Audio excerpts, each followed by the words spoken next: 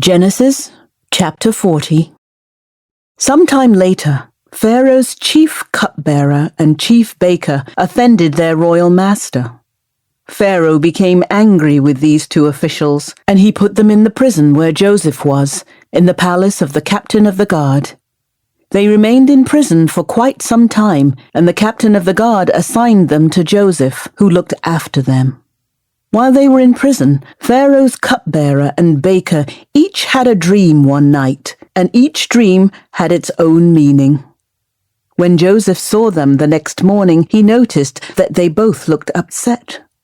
"Why do you look so worried today?" he asked them. And they replied, "We both had dreams last night, but no one can tell us what they mean."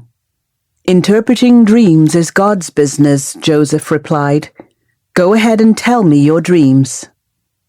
So the chief cupbearer told Joseph his dream first. "In my dream," he said, "I saw a grapevine in front of me. The vine had 3 branches that began to bud and blossom, and soon it produced clusters of ripe grapes. I was holding Pharaoh's wine cup in my hand, so I took a cluster of grapes and squeezed the juice into the cup. Then I placed the cup in Pharaoh's hand." "This is what the dream means," Joseph said. "The 3 branches represent 3 days. Within 3 days, Pharaoh will lift you up and restore you to your position as his chief cupbearer. And please, remember me and do me a favor when things go well for you. Mention me to Pharaoh so he might let me out of this place.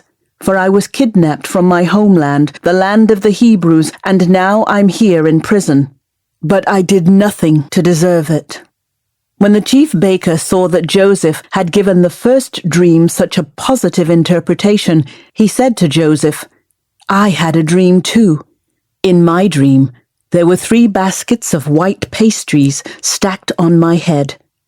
The top basket contained all kinds of pastries for Pharaoh, but the birds came and ate them from the basket on my head." "This is what the dream means," Joseph told him. "The 3 baskets also represent 3 days.